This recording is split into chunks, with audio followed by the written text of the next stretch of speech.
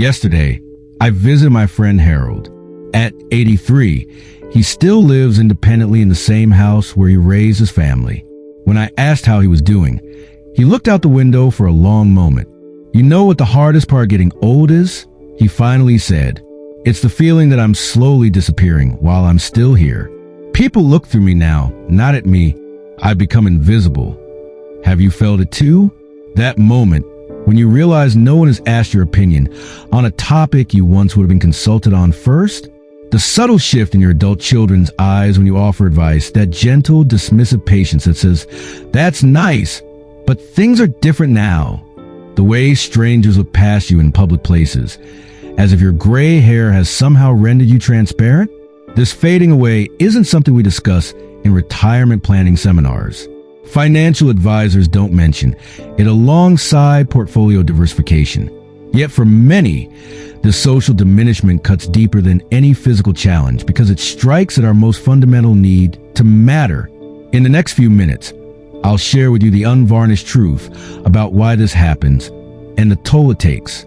But I won't leave you there, because there's another truth emerging from those who've walked this path before, a truth about reclaiming your visibility and finding even deeper meaning in these later years. Let's begin with a reality many of us never expect until it's happening to us. Let me tell you about Harold. At 72, he still stands tall, his posture a remnant from his 4 decades as a high school principal. His shelves display teaching awards, photos with 3 generations of students, and letters thanking him for changing lives. In his community, he was once the person everyone turned to for wisdom, for direction, for that perfect blend of authority and compassion that made him a natural leader. But last Thanksgiving, I watched something happen that Harold later told me occurs more and more frequently. As his family discussed summer vacation plans, his suggestion about revisiting the lake house where his children grew up was acknowledged with polite nods, then immediately dismissed. When he offered to help with the logistics, his son-in-law patted his shoulder and said, "Don't worry about it, Harold. We've got it covered." Later, when conversation turned to politics, his attempt to provide historical context was interrupted with, "Things are different now, Dad." By dessert, Harold had gone quiet. I found him in the kitchen, washing dishes alone. "They don't say it," he confided, his voice barely audible over the running water. "But the message is clear. Your time has passed. Your opinions are outdated. Your role now is to smile and stay out of the way." This gradual erasure happens in 1,000 small moments. It's the doctor who directs answers to your adult child rather than to you. It's the store clerk who looks past you to help the younger customer. It's a community board that suggests fresh ideas when what they mean is younger voices. It's technology that changes so rapidly that your hard-earned expertise becomes obsolete almost overnight. For Catherine, 67, the moment of fading came when the community outreach program she'd helped build from scratch 20 years ago restructured its leadership. They said they needed people who could connect with younger donors, she told me, carefully folding and unfolding a napkin as we spoke. They offered me an emeritus position, a fancy title that meant showing up twice a year for photos, but having no real input. 40 years of nonprofit experience, just irrelevant. The pain in her eyes when she said this was unmistakable. It wasn't just about losing a position. It was about losing purpose, identity, a reason to set the alarm each morning. I went from someone whose opinion was sought on everything to someone whose calls aren't returned, she said. Sometimes I feel like I'm already a ghost, watching life continue without me. This sense of fading affects even those who prepared diligently for retirement, who saved appropriately, who have loving families and active social lives. Because this isn't just about logistics. It's about meaning. It's about the profound human need to feel that your existence matters, that your presence makes a difference, that the accumulated wisdom of your decades on this earth has value. Robert, at 75, described it as becoming background music in my own life story. A retired engineer whose designs are still used in bridges across 3 states, he now finds himself routinely dismissed when offering technical observations. My son-in-law was having trouble with a construction project. When I suggested a solution, the exact solution I would have implemented in my professional role, he smiled politely and then checked YouTube to see if I was right. These stories reveal a painful truth. Aging in America often means experiencing a gradual social diminishment. Your physical presence remains, but your voice, your influence, your very essence seems to fade like a photograph left too long in sunlight. You move from being a central character to a supporting role in your own life narrative. Why does this happen? What is it about our culture that pushes older adults to the periphery rather than celebrating them at the center? The answers aren't simple, but they reveal much about what we value and what we fear. Our society increasingly prioritizes speed over deliberation, innovation over experience, and youth over maturity. We equate worth with productivity, measuring human value by economic contribution. When you exit the workforce, you also exit the primary system by which our culture assigns status and importance. Without a job title, without a position in the economic machinery, your social visibility begins to diminish. And beneath it all lies our collective terror of mortality. In a culture obsessed with youth and vitality, older adults become unwelcome reminders of what awaits us all. The invisibility imposed on the elderly isn't just thoughtlessness, it's a form of magical thinking. As if by looking away from aging, we might somehow escape it ourselves. For Thomas, 81, the realization came in a department store. I stood at the counter for 15 minutes, he recalled. 3 clerks helped younger customers who arrived after me.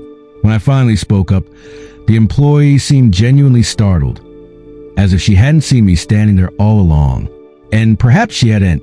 Not really. This invisibility extends beyond retail encounters. Many older adults report being talked over in medical appointments, with doctors addressing questions to their adult children instead of to them.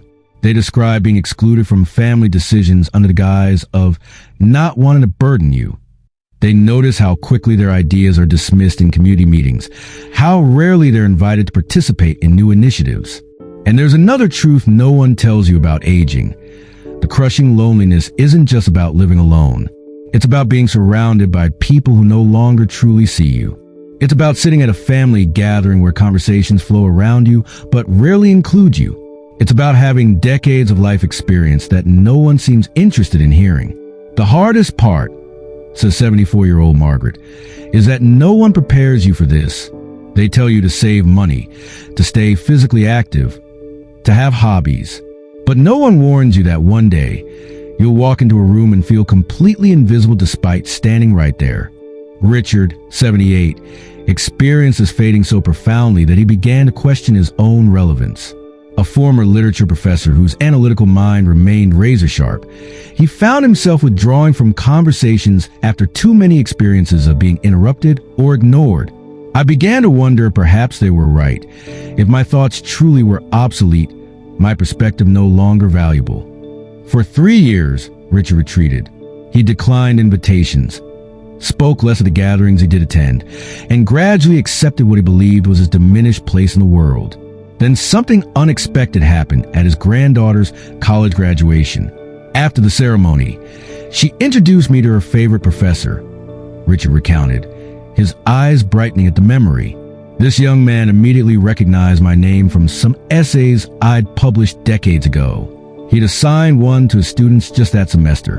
For the next hour, he engaged me in the kind of intellectual conversation I'd been starving for, treated my thoughts with genuine interest and respect.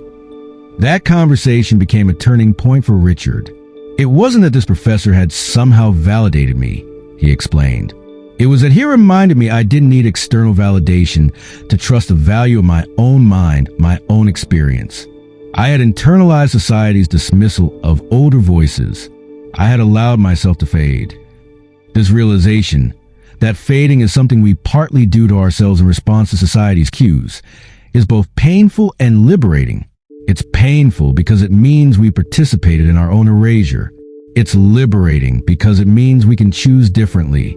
For Richard, this meant returning to writing, starting a blog where he connected classic literature to contemporary issues.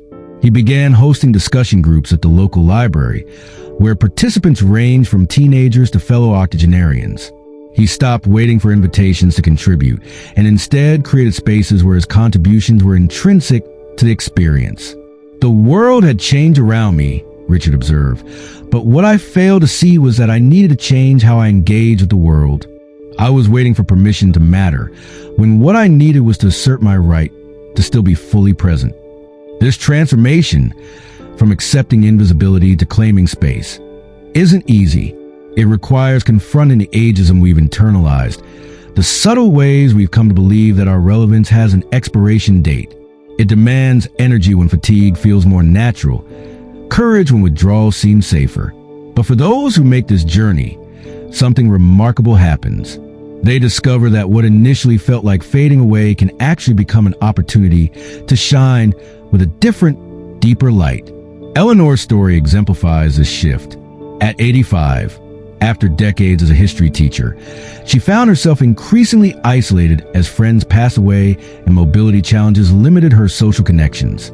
Her adult children called dutifully each Sunday, but the conversations remained superficial, focused on grandchildren's activities and health updates rather than the intellectual exchanges Eleanor craved. I was disappearing, she told me, not just from society, but from myself. I no longer recognize the quiet, agreeable person I become, always grateful for any attention, never expressing my true thoughts for fear of seeming difficult or out of touch. Eleanor's awakening came through an unexpected channel. Her teenage great-grandson, struggling with a history assignment called Seeking Help. During their conversation, he remarked, "You explain this stuff better than my teacher. You should make videos or something." That casual comment sparked something in Eleanor. With her great-grandson's technical assistance, she started recording short historical analysis videos addressing contemporary issues through a historical lens. Her first video, examining current immigration debates through the perspective of 5 previous waves of American immigration, was meant only for family. But her grandson posted it online, where it gradually found an audience. People began writing to me, not just seniors, but college students, young professionals, even high school teachers who showed my videos in class. Eleanor explained with mixtures of surprise and delight. They weren't seeing my wrinkles or my age. They were hearing my ideas, engaging with my perspective.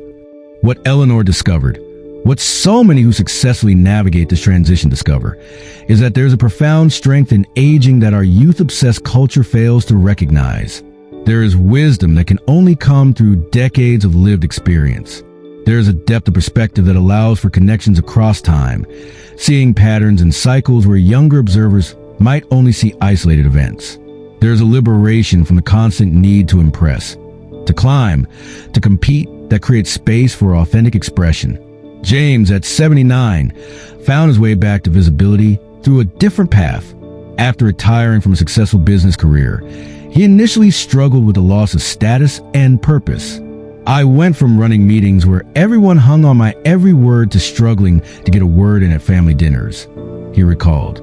It was as if all my knowledge, all my experience had suddenly become worthless. Rather than accepting this diminishment, James began attending local entrepreneurship events, not as a speaker or mentor, but simply as an observer. He listened to young founders discuss their challenges, observed their struggles with problems he had navigated decades earlier. After several months of quietly attending, he approached one founder with a modest offer. Coffee and conversation, no strings attached. That first meeting led to another, then another. James said, "Soon I was informally advising several startups. I wasn't trying to run their businesses or impose outdated methods. I was asking questions they hadn't considered, sharing mistakes I'd made so they could avoid them, connecting dots their less experienced eyes couldn't yet see." Today, James serves as an advisor to multiple companies, his calendar as full as he wants it to be.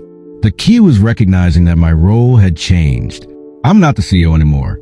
I'm the sage in the corner who sees around corners because I've walked around so many of them before. These stories point to 3 essential lessons for anyone feeling themselves fading away in their later years. First, create value from within, not dependent on external recognition. When our worth has been tied for decades to our professional identity, to our roles as parents or community leaders, the withdrawal of external validation can feel devastating. The path forward requires anchoring your sense of value in who you are rather than in others' perception of your usefulness. Your accumulated wisdom, your capacity for nuanced thinking, your ability to see beyond immediate concerns to longer arcs of consequence. These qualities have intrinsic worth whether or not they're currently being recognized. Second, transform your role from doer to guide and inspiration. Many older adults struggle because they're trying to maintain the same type of engagement they had in earlier years. But true wisdom lies in recognizing when to shift from center stage to a supporting, yet vital, role. This isn't about accepting marginalization. It's about thoughtfully choosing how to redirect your energy and experience where it can have the greatest impact, often through mentoring, advising, or creating bridges between generations. Third, build new communities where age is honored.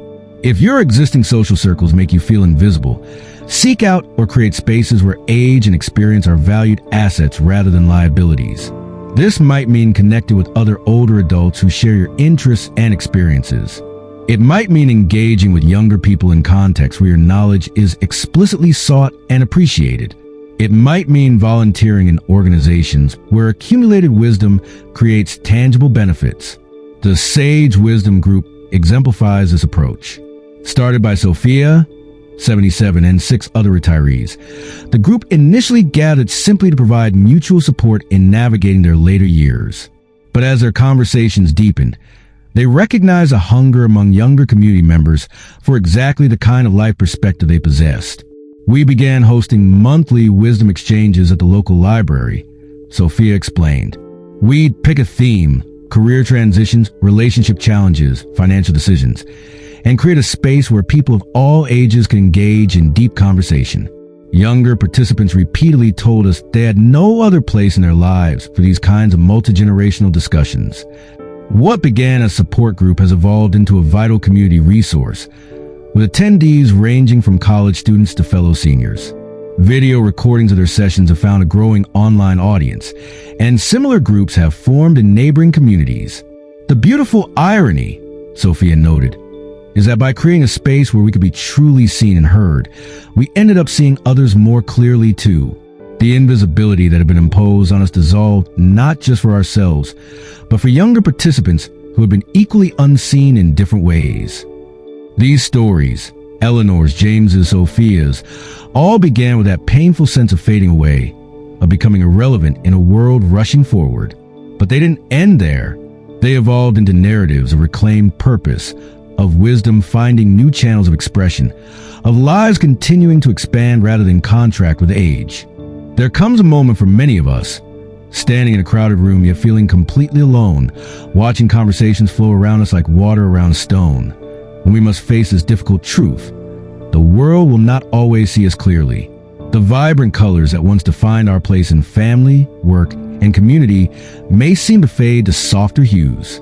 But what I've come to understand through the stories of Eleanor, James, Sophia, and countless others is that this fading is not the end of our story. It's an invitation to paint with different brushes. When the external spotlight dims, something remarkable happens in that new twilight. We can finally see ourselves by our own inner light. This is a profound paradox of aging that no one prepares us for. Becoming invisible to some eyes can actually free us to become more authentically visible to the ones that truly matter, including our own. Your voice may grow quieter in some rooms, but that doesn't mean it has lost its power. In fact, when you speak from the depth of decades lived fully, your words carry a resonance that cuts through noise precisely because they aren't shouting for attention. Your presence may occupy less space physically, but it can expand in meaning, in impact, in the subtle ways you touch lives around you, sometimes without even knowing it. If you felt yourself fading, if you've experienced that painful sense of becoming background in your own life story, I hope you'll share your experience in the comment below. Your words might be exactly what someone else needs to hear today, a reminder that they aren't walking this path alone. And please share this video with someone who might be silently struggling with their own invisibility. Because the truth about growing older isn't just about what we lose. It's about what we find when we learn to see with new eyes.